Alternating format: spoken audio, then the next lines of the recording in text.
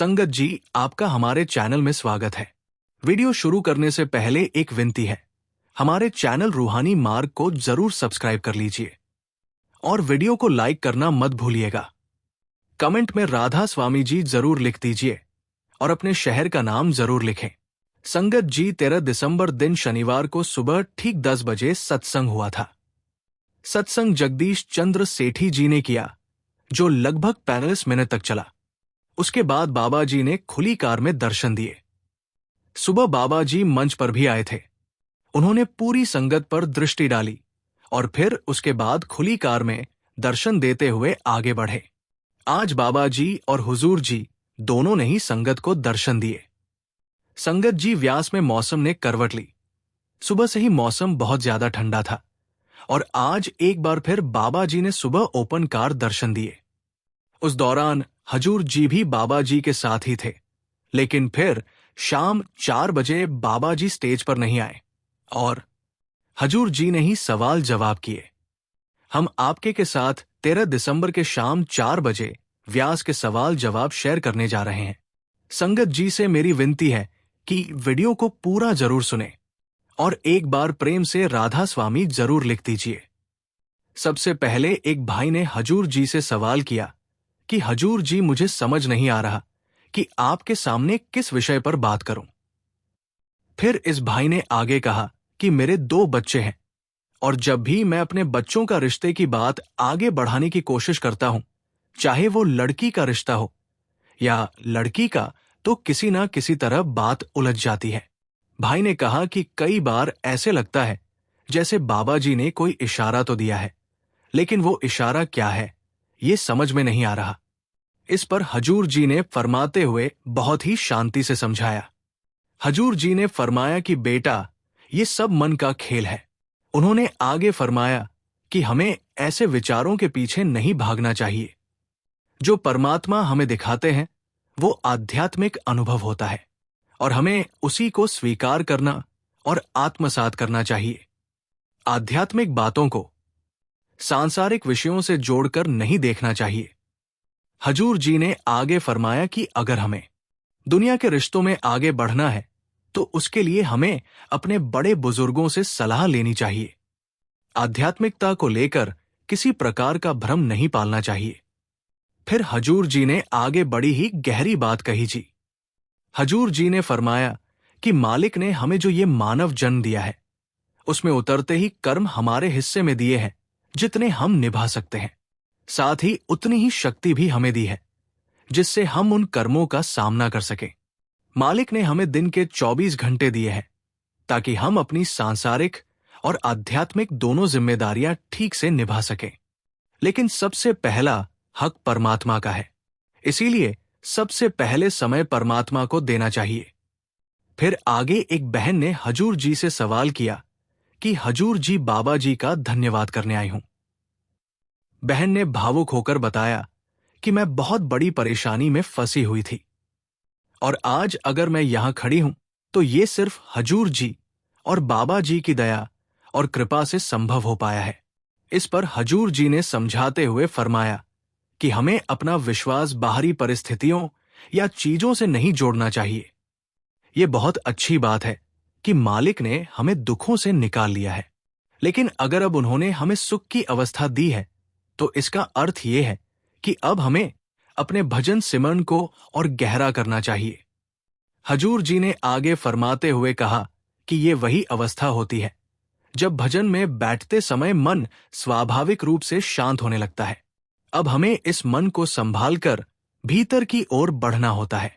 फिर यही बहन कहने लगी कि मुझे भजन के दौरान बहुत ज्यादा नींद आने लगती है और उन्हें समझ नहीं आता कि मैं क्या करूं।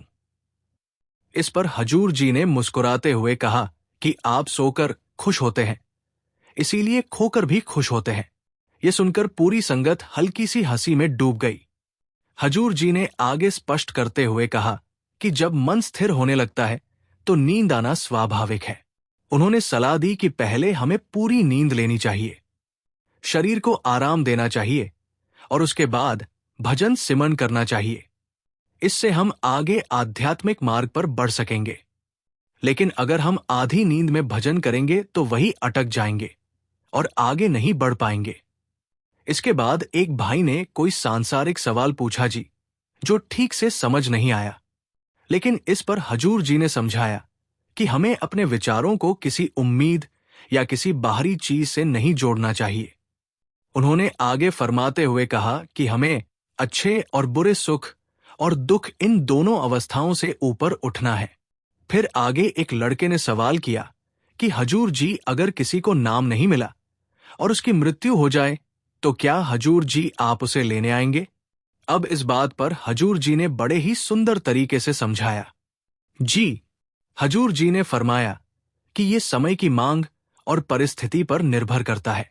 सवाल पूछने वाला एक बच्चा था जी, और हजूर जी ने समझाया कि इस समय उसे अपनी पढ़ाई पर ध्यान देना चाहिए। हजूर जी ने आगे कहा कि तुम अभी इन बातों को समझने में बहुत छोटे हो, इसीलिए पहले अपनी पढ़ाई पर ध्यान दो। जैसे जैसे तुम बड़े होते जाओगे, इन बातों की समझ आने लगेगी। फिर आगे एक भाई ने हजूर जी से सवाल किया कि हजूर जी, मुझे बहुत अच्छे माता पिता मिले हैं, लेकिन मेरे भीतर कुछ कमियां हैं। उसने आगे कहा कि वो बार बार खुद को सुधारने की कोशिश करता है, लेकिन वो कमियां काबू में नहीं आती। मुझसे फैसले नहीं लिए जाते और मैं जल्दबाजी में गलत फैसले ले लेता हूं। इस पर हजूर जी ने समझाया कि मन हमारा अपना है, लेकिन उसे शक्ति हम स्वयं दे दे। जब हम हिम्मत हार जाते हैं, तभी मन हमारे ऊपर हावी हो जाता है। हमें अपने मन को नियंत्रित करना सीखना होगा। इसी कारण वाणी में कहा गया है, मन जीते जगजीत। ये सारा खेल मन ही तो रचता है और हम मन की चाल में फंस जाते हैं। हजूर जी ने आगे फरमाते हुए समझाया कि जब भी कोई निर्णय लेने का समय आए तो सोच समझकर कदम उठाने चाहिए। शॉर्टकट अपनाने की कोशिश नहीं करनी चाहिए। विवेक की शक्ति मालिक ने हमें दी है, और अगर हमने इस जन्म में इसका सही उपयोग नहीं किया तो हम इसी अवस्था में अटके रह जाएंगे। फिर आगे इसके बाद एक भाई ने हजूर जी से सवाल किया कि हजूर जी के लिए 2 पंक्तियां लिखकर लाया हूं। उसने हजूर जी से कहा कि हजूर जी, मैं आपके लिए कुछ सुनाना चाहता हूं।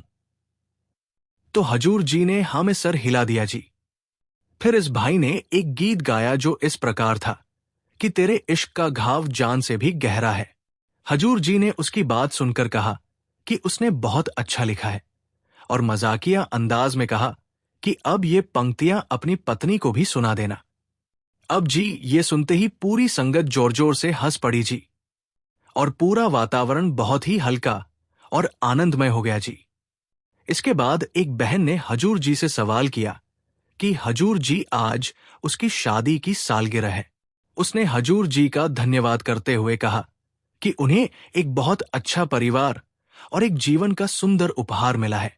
उसने आगे बताया कि उसका मायका इस मार्ग से नहीं जुड़ा हुआ है, और जब वो इस रास्ते पर चली थी तब उसे शुरू में कई कठिनाइयों का सामना करना पड़ा था, लेकिन अब वो बहुत ही खुश है।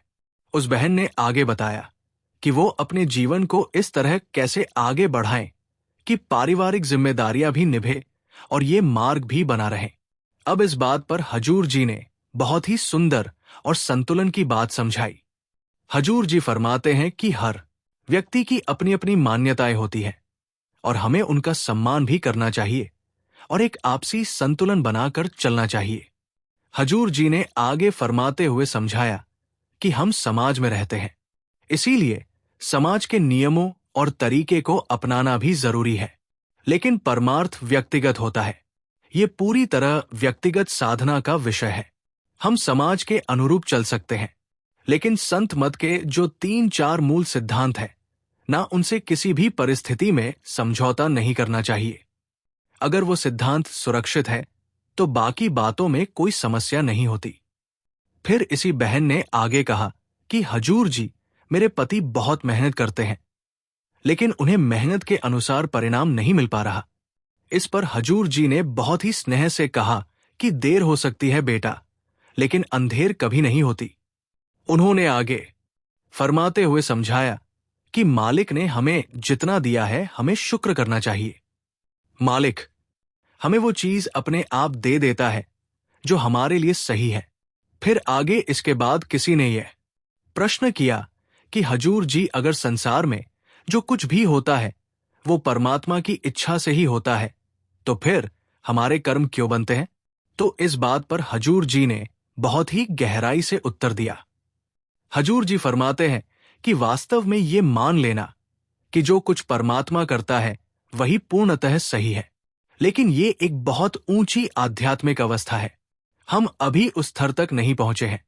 हजूर जी ने आगे फरमाते हुए समझाया कि हमारे कर्म हमें एक निश्चित स्थिति तक ले आते हैं और वही खड़ा कर देते हैं। उस स्थिति में हमारा कर्तव्य होता है कि हम सही निर्णय लें और सही कदम उठाएं। इसीलिए मालिक ने हमें विवेक की ताकत दी है। अब अगर जानते हुए भी हम गलत कदम उठाते हैं तो इसमें मालिक का क्या दोष? हजूर जी ने आगे फरमाया कि बाबा जी अक्सर ताश के पत्तों का उदाहरण देते हैं। जब पत्ते बांटे जाते हैं तो वे जैसे भी हो उन्हें बदलना हमारे हाथ में नहीं होता, लेकिन उन पत्तों का उपयोग हम किस तरह करते हैं ये पूरी तरह हमारे ऊपर निर्भर करता है। उसी तरह हमारे कर्म वो पत्ते हैं जो हमें मिले हैं और जीवन की बाजी हमें इन्हीं के साथ खेलनी होती है। फिर इसके बाद एक बहन ने हजूर जी से अंग्रेजी में प्रश्न किया, जिसका हिंदी अनुवाद हम आपको सुना रहे हैं। जी, इस बहन ने बताया कि उन्होंने सत्संग से जुड़ी कहानियों की पुस्तकें पढ़ी और सेवा भी की, जिससे उनके जीवन में कुछ सकारात्मक परिवर्तन आए। उन्होंने आगे कहा कि वो बाबा जी और हजूर जी से प्रेम करती है और उसके अंदर दर्शन के लिए आगे बैठने की इच्छा भी रहती है। हजूर जी ने इस प्रश्न का उत्तर भी अंग्रेजी में ही दिया था, लेकिन उसका सार हम आपके साथ साझा कर रहे हैं। हजूर जी ने फरमाते हुए कहा कि जब भी संत महापुरुष इस संसार में आते हैं तो वो उदाहरण बनकर आते हैं, ये दिखाने के लिए कि जीवन को कैसे जिया जाना चाहिए। हजूर जी ने आगे फरमाया कि प्रेम की व्याख्या करते हुए कहा कि प्रेम का अर्थ है स्वतंत्रता। उन्होंने बताया कि आज हम एक दूसरे से प्रेम के नाम पर वास्तव में एक दूसरे से बंध जाते हैं, अपेक्षाओं में, चाहतों में और अधिकार की भावना में फंस जाते हैं, जबकि सच्चा प्रेम वो अवस्था है जहां हम दूसरे में पूरी तरह समा जाते हैं, बिना किसी शर्त और बिना किसी अपेक्षा के। प्रेम को शब्दों में प्यार नहीं किया जा सकता, ये एहसास की बात है और इस एहसास को पाने के लिए हमें भजन सिमरन करना होता है, मालिक के बहाने में रहना होता है।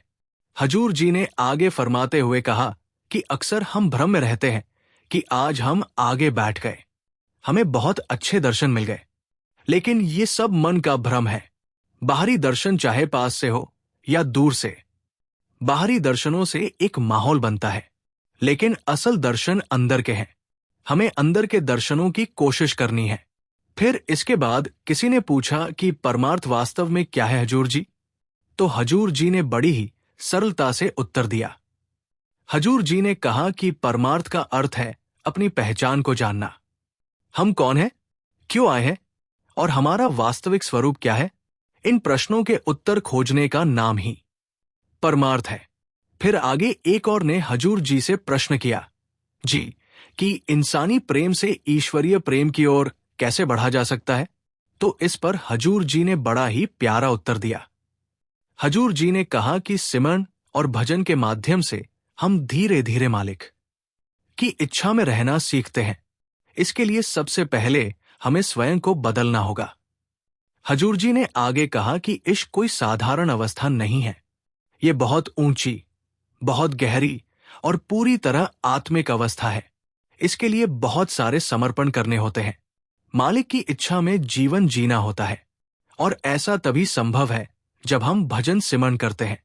संगत जी, ये थे वो सवाल जवाब जो आज हजूर जी और संगत के बीच हुए। अब हम आपको बाबा जी और हजूर जी के कल 12 दिसंबर के वो सवाल जवाब सुनाने जा रहे हैं, जो हम कल वाले वीडियो में समय की कमी के चलते रहते नहीं डाल पाए थे। फिर आगे एक बहन ने बाबा जी से सवाल किया कि बाबा जी, जब हम मेहनत करते हैं तो फेल होने का डर लगता है और मेरा भाई कहता है कि तू मेहनत ही नहीं कर सकती। ये बहन लगातार कुछ ना कुछ बोलती ही जा रही थी और बाबा जी को जवाब देने का मौका ही नहीं दे रही थी। जब बहुत देर हो गई तो बाबा जी ने कहा कि तेरे अंदर बोलने का आत्मविश्वास बहुत है, तू तो नेता बन जा। बस इतना सुनते ही वो बहन 2 मिनट के लिए बिल्कुल चुप हो गई और पूरी संगत एक बार फिर से जोर जोर से हंसने लगी थी। फिर यही बहन कहने लगी कि बाबा जी मेहनत तो आप ही करवाती हो। बाबा जी ने तुरंत उत्तर दिया, मैं तो रास्ता दिखा सकता हूं, लेकिन चलना तो तुम्हें ही होगा ना। फिर इसके बाद यही बहन कहने लगी कि बाबा जी मेरा दूसरा सवाल है। अब क्योंकि ये बहन पहले ही बहुत सारा टाइम ले चुकी थी, तो बाबा जी ने हल्का सा इशारा कर दिया और फिर इस बहन से माइक ले लिया गया। संगत जी, कभी कभी कुछ लोग सिर्फ अपनी अपनी सोचते हैं कि हमें मौका मिला है तो हम ही बस बाबा जी से बात करते रहें, दूसरों को मौका ही ना दें, जबकि हमें ज्यादा से ज्यादा 2 मिनट ही बाबा जी से बात करनी चाहिए, क्योंकि हमारे बाद और भी संगत की बारी होती है जो कि इंतजार कर रहे होते हैं कि हमें दूसरों की भी सोचनी चाहिए। फिर आगे इस बहन से माइक ले लिया गया तो फिर एक भाई ने बाबा जी से प्रश्न किया कि बाबा जी, अगर हमें नामदान नहीं मिला है तो हम अपनी जिंदगी को बेहतर कैसे बना सकते, कैसे एक अच्छे इंसान बन सकते। बाबा जी ने बहुत ही गहरी बात कही। बाबा जी ने कहा कि बेटा, जब घर बनाते हैं तो सबसे पहले नींव बनानी पड़ती है। अगर घर की नींव मजबूत नहीं होगी तो घर चाहे जितना बड़ा बना लो, एक ना एक दिन गिर ही जाएगा। जब तक नामदान नहीं मिला तब तक अपनी नींव मजबूत करो, सत्संग सुनो, नेक काम करो, किसी का दिल मत दुखाओ। फिर बाबा जी ने आगे समझाते हुए फरमाया कि हमें इस बात पर ध्यान देना चाहिए कि जो हम आज कर रहे हैं उसका हिसाब भी कल को हमें ही देना होगा। इसके बाद एक बहन ने बाबा जी से अंग्रेजी में सवाल किया, जिसका हिंदी अनुवाद हम आपको सुना रहे हैं कि बाबा जी, मैं जानती हूं कि हमारे सद्गुरु, हमारे बाबा जी हमारी निगरानी कर रहे हैं।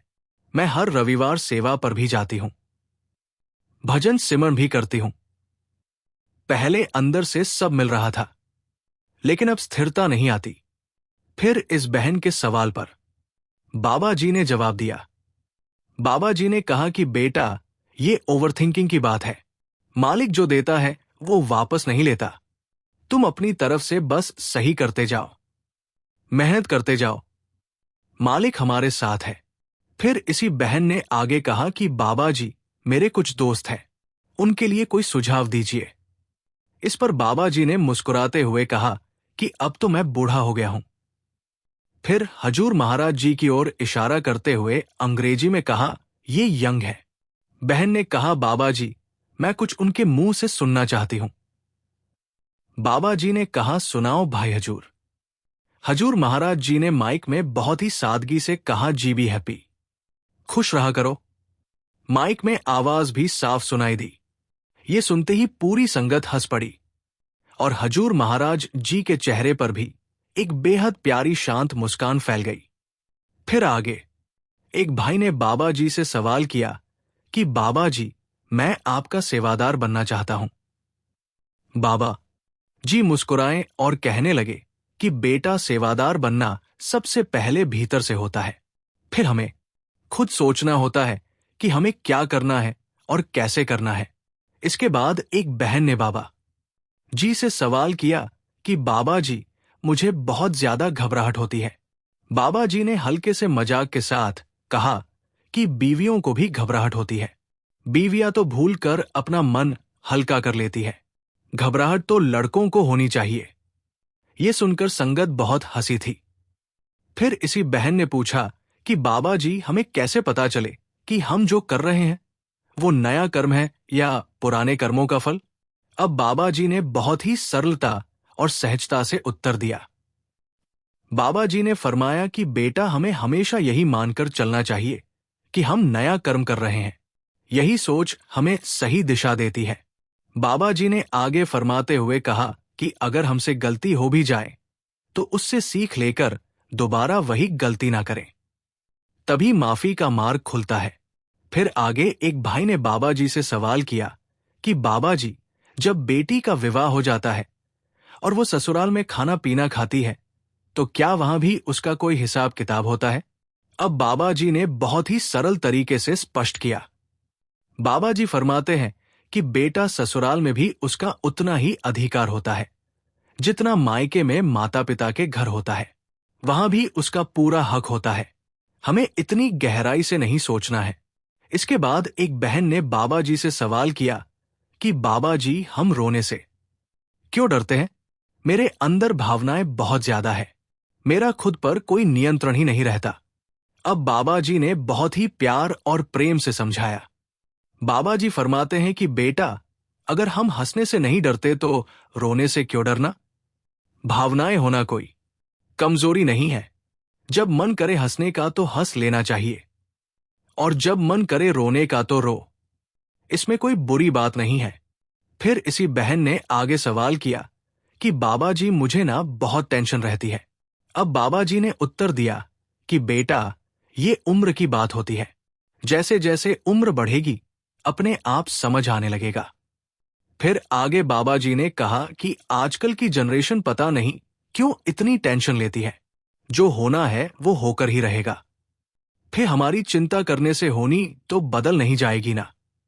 हाँ, अगर हम चिंता करके होनी को बदल सकते हैं तो फिर हमें जरूर चिंता करनी चाहिए। बाबा जी ने आगे कहा कि चिंता ताकि कीजे जो अनहोनी होए। फिर आगे किसी ने बाबा जी से सवाल किया कि बाबा जी, अभी हमें नामदान नहीं मिला है तो हम गुरु के योग्य कैसे बन सकते?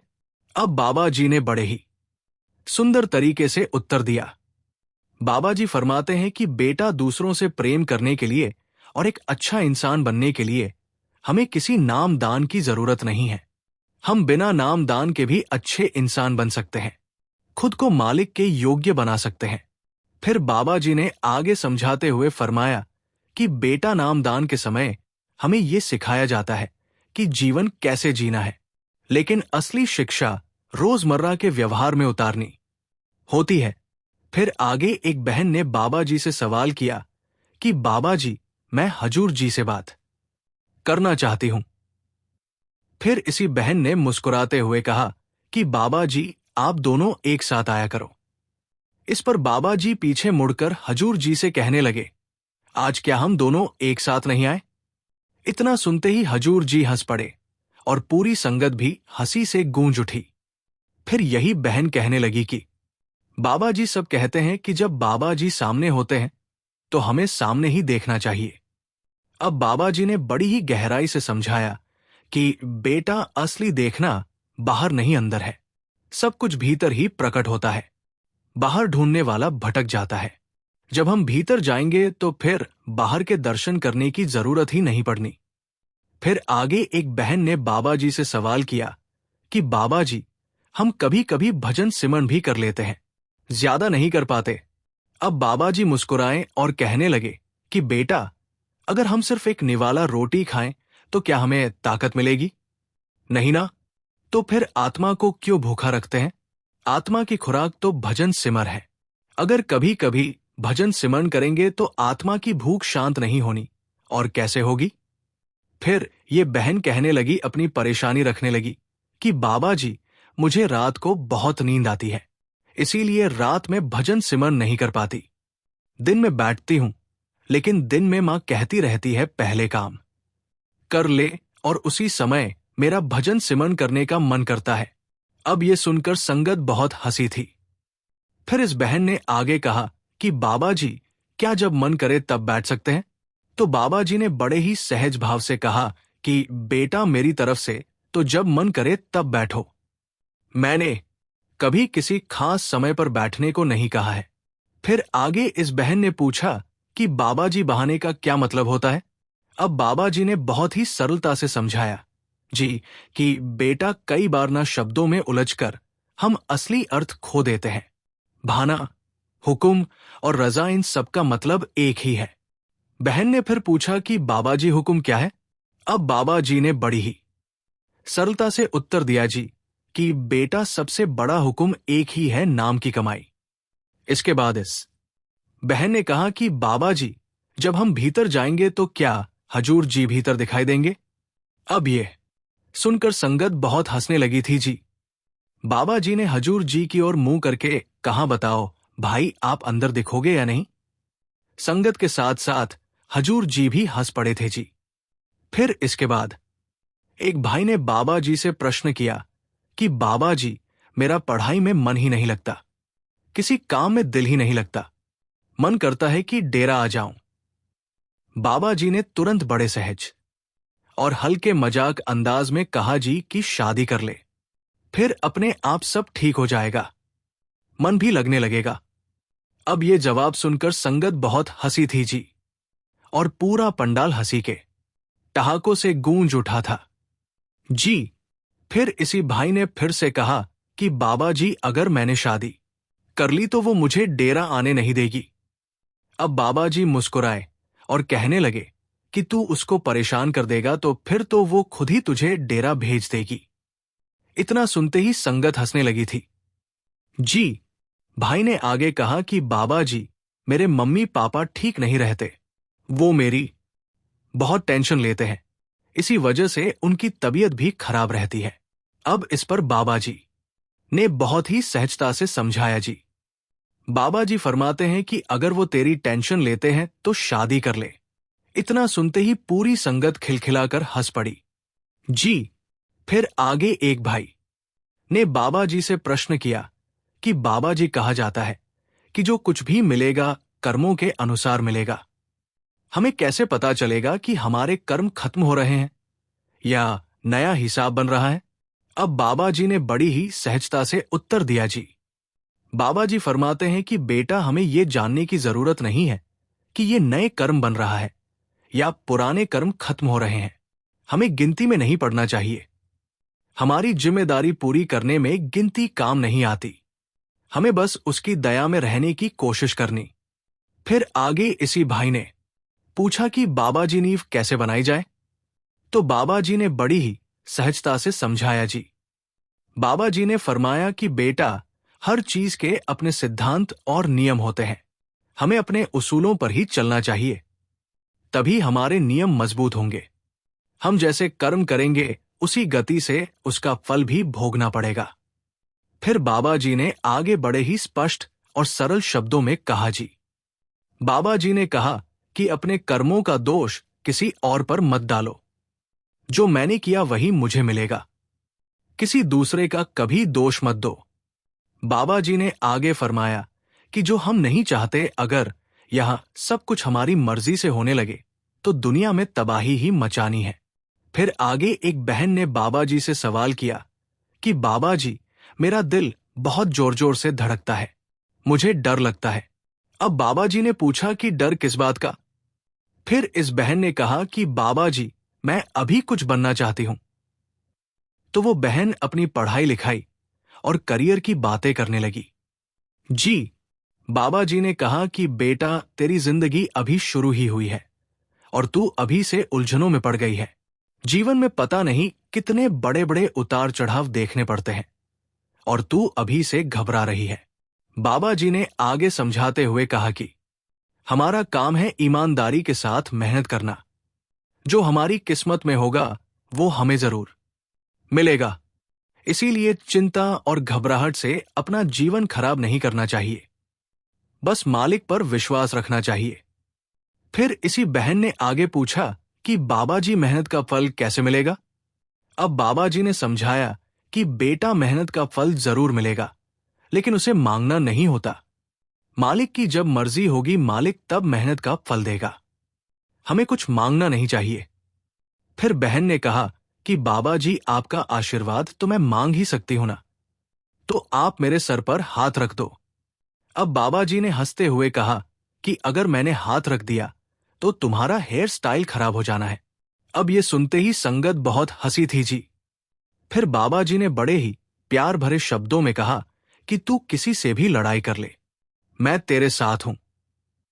फिर आगे एक बहन ने हजूर जी से सवाल किया कि हजूर जी, हैप्पी बर्थडे। हजूर जी ने गर्दन हिलाकर इशारा किया और कहा कि आज उनका जन्मदिन नहीं है।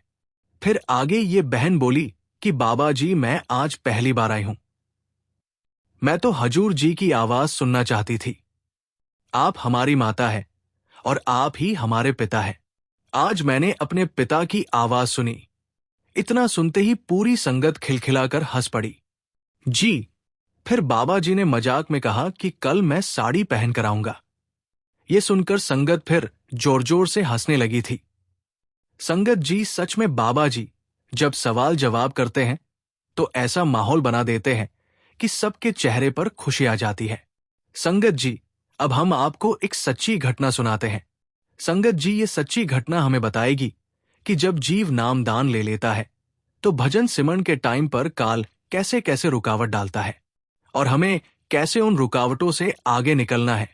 ये प्रसंग एक सत्संगी की सच्ची जीवन घटना है।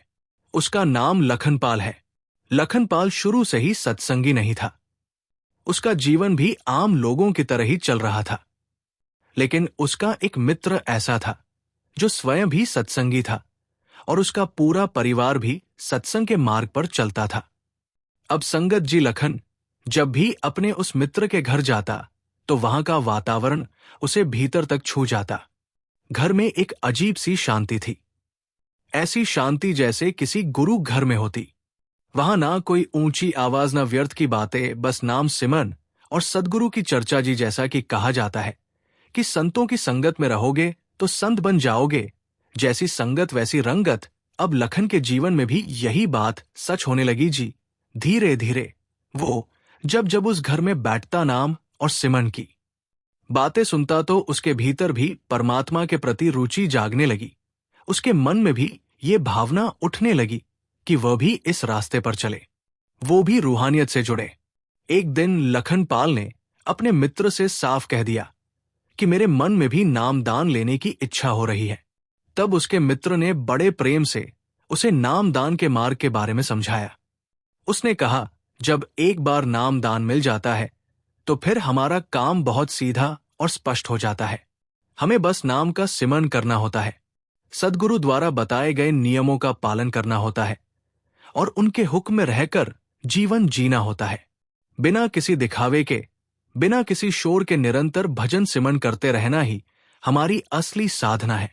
अब संगत जी, उसने आगे समझाया, लगातार किया गया भजन ही, सिमर ही ये दिखाता है कि हमारे मन में मालिक के लिए सच्चा प्रेम है। यही साधना हमारे भीतर मालिक से मिलने की तड़प पैदा करती है। इन बातों ने लखनपाल के मन को भीतर तक झकझोर दिया। अब उसके अंदर भी मालिक से मिलने की गहरी चाह पैदा हो गई। उसे लगने लगा कि उसे भी नाम धन लेना चाहिए, उसे भी इस पवित्र मार्ग से जुड़ना चाहिए। लखन ने अपने मित्र से कहा, मैं भी परमात्मा से जुड़ाव चाहता हूं, मुझे भी नामदान लेना है। उसके मित्र ने उसे पूरी प्रक्रिया समझाई कि कैसे कैसे तैयारी करनी होती है, कैसे जीवन को ढालना होता है और किस भाव से इस मार्ग पर चलना होता है। अब संगत जी, लखन ने अपने मित्र की एक एक बात को मन से स्वीकार किया जी, और वैसा ही किया जैसा उसे बताया गया था। जी, अब कुछ समय बाद उसे नामदान की दीक्षा प्राप्त हो गई। और फिर जैसा कि हर सच्चा सत्संगी करता है कि लखनपाल ने भी पूरे मन से सद्गुरु के बताए हुए नियमों का पालन करना शुरू कर दिया। लखन के जीवन में आए इस बदलाव का असर अब उसके परिवार पर भी पड़ने लगा। उसकी दिनचर्या, उसका व्यवहार, उसकी सोच, सब कुछ बदलने लगा। अब यह देखकर उसका परिवार भी प्रभावित हुआ। कुछ समय बीतने के बाद लखनपाल का पूरा परिवार भी सत्संग के मार्ग पर चल पड़ा। अब वो पूरे परिवार के साथ नियमित रूप से सत्संग में जाने लगा। इसी कारण उन्हें रूहानियत के बारे में गहरी समझ और ज्ञान मिलने लगा। एक दिन की बात है, लखनपाल रोज की तरह भजन सिमरन में बैठा हुआ था कि तभी अचानक उसे महसूस हुआ कि जैसे कोई उसके भजन सिमरन के रास्ते में रुकावट डाल रहा हो। संगत जी, उसे ऐसा लगने लगा कि मानो कोई उसे डराने की कोशिश कर रहा है। उसके मन में विचार आने लगे कि मत बैठो, उठ जाओ। उसे ऐसा प्रतीत हुआ कि जैसे कोई शक्ति उसे रोक रही हो। अब लखनपाल ने ये बात अपनी मां को बताई थी। उसने कहा कि जब भी मैं जिद करके भजन में बैठता हूं तो सामने एक भयानक सा दृश्य आ जाता है। उसे देखकर मैं डर जाता हूं। ऐसा लगता है जैसे कोई आवाज कह रही है कि मत बैठो, और फिर मेरा मन उठने को करता है। अब ये बात उसने अपने सत्संगी मित्र को भी बताई। तो जब उसके सत्संगी मित्र ने ये सब सुना तो वो तुरंत समझ गया कि समस्या क्या है। अब संगत जी उसने लखनपाल को बहुत ही शांत और भरोसे भरे शब्दों में समझाया। उसने कहा कि जब किसी को सद्गुरु से नाम की दीक्षा मिल जाती है और वो सच्चे मन से नाम सिमरन और भजन में बैठना शुरू करता है, तो कुछ जीवों के साथ ऐसा अनुभव होता है। उन्हें लगता है कि जैसे कोई उनके रास्ते में बाधा डाल रहा है, जैसे भजन सिमर होने ही नहीं देना चाहता। उसने आगे कहा कि इसमें डरने की बिल्कुल जरूरत नहीं है। ऐसा इसीलिए होता है क्योंकि जब जीव सही मार्ग पर चलने लगता है तो काल को ये अच्छा नहीं लगता। वो स्वाभाविक रूप से रुकावट डालने की कोशिश करता है। उसने आगे स्पष्ट किया कि हम पहले जिनके प्रभाव में होता है, वही शक्ति हमें फिर उसी मोह माया में फंसाए रखना चाहती है। इसीलिए वो डर दिखाकर, भ्रम पैदा करके हमें भजन सिमरन से दूर करने का प्रयास कर दी। फिर उसने लखनपाल को सबसे महत्वपूर्ण बात समझाई थी कि तुम्हें बस अपने सद्गुरु पर पूरा भरोसा रखना है और बिना डरे नाम सिमरन करते रहना है। वो शक्ति केवल डर दिखा सकती है, तुम्हारा कुछ बिगाड़ नहीं सकती। उसने आगे कहा कि उसका उद्देश्य होता ही यही है कि जीव परमात्मा के मार्ग पर ना चले, बार बार मोह माया में उलझा रहे, जन्म मरण के चक्कर में फंसा रहे और उसके वश में बना रहे। जब सद्गुरु की कृपा हमारे ऊपर हो जाती है, तब वो शक्ति हमारा कुछ नहीं बिगाड़ सकती, क्योंकि उस समय हमारी संभाल और हमारी जिम्मेदारी स्वयं सद्गुरु खुद लेते। अंत में उसने लखनपाल को ये सीख दी कि देखो भाई, हर सत्संगी के साथ ऐसा होता है कि भजन सिमरन में मन नहीं लगता या कोई चीज उन्हें डराती है, लेकिन उस समय हमें अपने मन की नहीं सुननी होती। हमें अपने सद्गुरु की बात माननी होती। भजन और बंदगी तो हमें करनी ही है। इसी के साथ संगत जी, हम आपसे इजाजत लेते हैं। कल फिर मिलते हैं नए सवाल, जवाब और साखी के साथ। अगर ये वीडियो आपके दिल को छू गई हो तो इसे लाइक करें।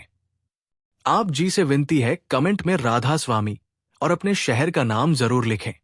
राधा स्वामी जी।